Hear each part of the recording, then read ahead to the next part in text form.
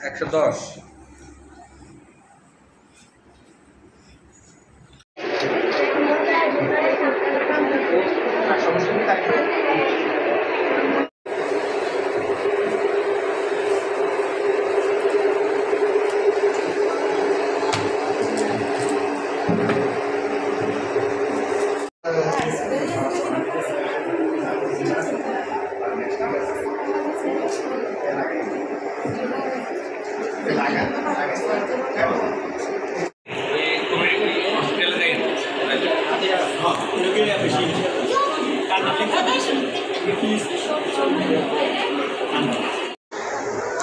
প্রত্যেক লোককে এখান থেকে শিশু মুরব্বী প্রত্যেককে ওষুধ দেওয়া হচ্ছে, একদম ফ্রি সার্ভিস।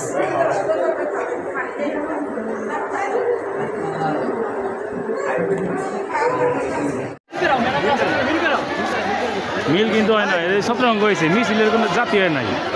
সামনে টিস্যু যায় খারাপ কি অবস্থা থাকবো সাংবাদিক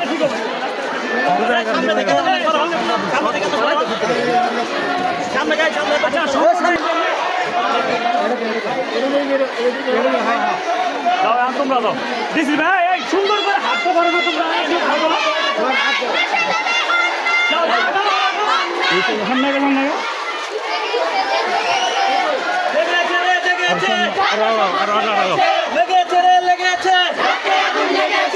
আমার সোনার বাংলায় বৈষম্যের ঠাঁই নাই। আমার সোনার বাংলায় দিয়েছি তো রক্ত, আরো দেব রক্ত।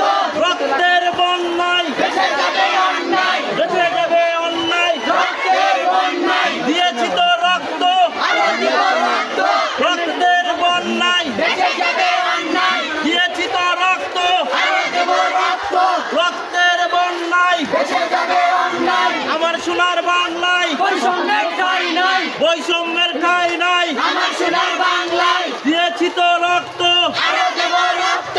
রক্তের বন্যায় বেঁচে যাবে অন্যায়, বেঁচে যাবে অন্যায়। রক্তের বন্যায় আমার সোনার বাংলায় বৈষম্যের ঠাঁই নাই। কিছু না হাঁটতেছে, জনকে হাঁটতেছে।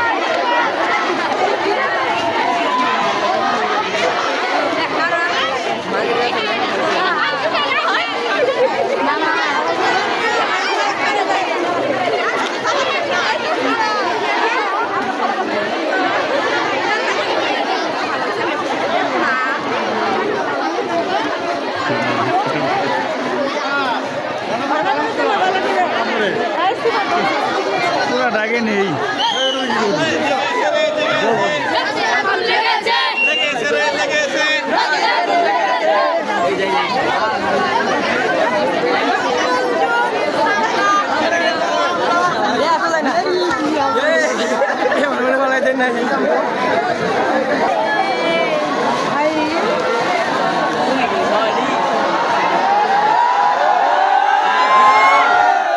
ভিড়াবেন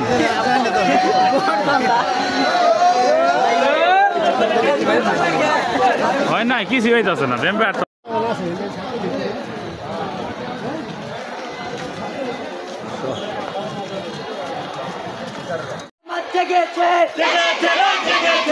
আমার সোনার বাংলায় বৈষম্যের ঠাঁই নাই, বৈষম্যের ঠাঁই নাই। আমার সোনার বাংলায় জবাব দে।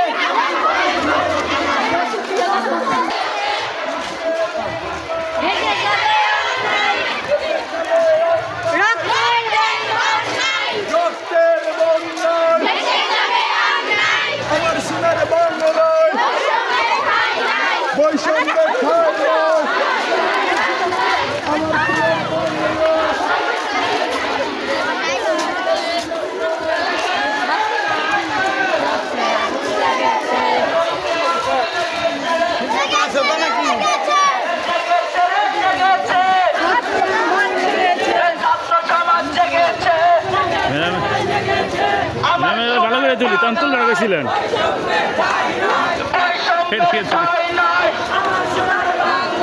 আমার সোনার বাংলায় বৈষম্যের ঠাঁই নাই, বৈষম্যের ঠাঁই নাই। আমার সোনার বাংলায় আমাদের প্রত্যেকটা হায়াত করে দাও আল্লাহ তোমার কোলে দুটো হাত করেছে প্রত্যেকটা হাত তোমার দরবারে অত্যন্ত মূল্যনীয় আল্লাহ যাকে ভালোবাসো ওই ব্যক্তিরা করে আমাদের করাও আল্লাহ রাব্বুল আলামিন এই আমাদের নবী আকরাম দরকার حضور أكرم مصطفى صلى الله عليه وسلم من أولاد مصيدا صلى الله تعالى على سبحان ربك رب العزة عما يصفون وسلام على المرسلين والعاقبة للمتقين স্বাধীনতা পরবর্তী সময়ে আমরা এই দেশে বিভিন্ন জায়গায় লক্ষ্য করছি যে বিভিন্ন রকমের অপকর্ম হচ্ছে, বিভিন্ন জায়গায় বিভিন্ন ধরনের সাধারণ মানুষের উপর হয়রানি হচ্ছে। তোমরা যারা পত্র বিদ্যালয়ের স্টুডেন্ট আছো, তোমাদের অধিকাংশ ছেলেদেরই অ্যান্ড্রয়েড ফোন আছে। তোমরা তোমাদের নিজেদের এলাকা ভিত্তিক স্টুডেন্ট যারা আছে, তোমরা সবাই একটা মেসেঞ্জার গ্রুপ খুলে নেবে। তোমরা এলাকা ভিত্তিকভাবে স্টুডেন্টরা যারা আছো তারা একটা মেসেঞ্জার গ্রুপে সবাই অ্যাড হবে। যার চোখে যখনই দেখবে যে কোনো রকম অন্যায় বা অপকর্ম হচ্ছে, তোমরা জাস্ট মেসেঞ্জার গ্রুপে একটা করে মেসেজ দিয়ে দিবে। আর সেই মেসেজ গ্রুপগুলোতে আমাদের সমন্বয়করা যারা আছে অত্র এলাকার, সেই সমন্বয়কদের অ্যাড করে দিবে। আমরা ইনশাল্লাহ তৎক্ষণাৎ ব্যবস্থা গ্রহণ করবো এই সমস্ত অপকর্মের বিরুদ্ধে। তোমরা সবাই সোচ্চার থাকবে, কোথাও যেন কোনো অন্যায় না হয়। এই স্বাধীনতা আমাদের সবার, এই স্বাধীনতা উপভোগ করার অধিকার আমাদের সবার। আমরা সকলেই সমানভাবে এই স্বাধীনতা উপভোগ করব। এই দেশে কোনো প্রকার অরাজকতা এবং হয়রানিমূলক কাজকর্ম আমরা মেনে নেইনি, কখনো মেনে নিব না ইনশাআল্লাহ। তোমাদের সকলের প্রতি আমার আহ্বান, তোমরা সবাই এই মেসেঞ্জার গ্রুপ খুলে নিবা এবং সবাই সবার সাথে সর্বোচ্চ কানেক্টেড থাকবা। যখনই কেউ শুনতে পাবা যে অমুক জায়গায় অন্যায় হচ্ছে, সবাই একসাথে প্রতিরোধ করবা। এই আহ্বান জানিয়ে আমার বক্তব্য এখানে শেষ করছি। আসসালামু আলাইকুম। আপনারা জানেন গত 5ই আগস্ট ছাত্র শিক্ষক জনতা গণ আন্দোলনের মধ্য দিয়ে স্বৈরাচারী শেখ হাসিনা পালাতে বাধ্য হয়েছে, তার পতন হয়েছে। ছাত্রছাত্রীদের দাবি ছিল কোটা বৈষম্য দূরীকরণ। এই হায়না সরকার নির্মমভাবে ছাত্রছাত্রীদের উপর বর্বরতার আলোকে গুলি চালিয়ে আমাদের অনেক ভাইদেরকে হত্যা করেছে, খুন করেছে, গুম করেছে। তারই ধারাবাহিকতায় আন্দোলনের এক পর্যায়ে দেশের ছাত্র শিক্ষক জনতা, আপামর জনসাধারণ এই সরকারের পতনের এক দফা দাবিতে আন্দোলনে নামে এবং সেই আন্দোলনের করে সরকার পদত্যাগ করতে বাধ্য হয়। কিন্তু অত্যন্ত দুঃখের বিষয়, এই আন্দোলনে যে সমস্ত ছাত্র ভাইয়েরা শহীদ হয়েছে, আজকে আমাদেরকে দিয়ে জীবন বাজি রেখে তাদের জীবনকে আগামী দিনে আপনাদের পথকে সুগম করার লক্ষ্যে যারা শহীদ হয়েছেন, আমি তাদের সেই আত্মার মাত্রার কামনা করছি। তাদের জন্য দোয়া মাহফিলের আয়োজন করা হয়েছে এবং তাদের শহীদ আত্মার প্রতি শ্রদ্ধা নিবেদনের জন্য একটি শোক র্যালির আয়োজন করা হয়েছে। এই শোক র্যালিতে আপনারা সবাই স্বতঃস্ফূর্তভাবে অংশগ্রহণ করবেন এবং শোক র্যালি শেষে শহীদ ভাইদের স্মরণে তাদের বিদেহী আত্মার মাগফিরাত কামনায় দোয়া মাহফিল হবে।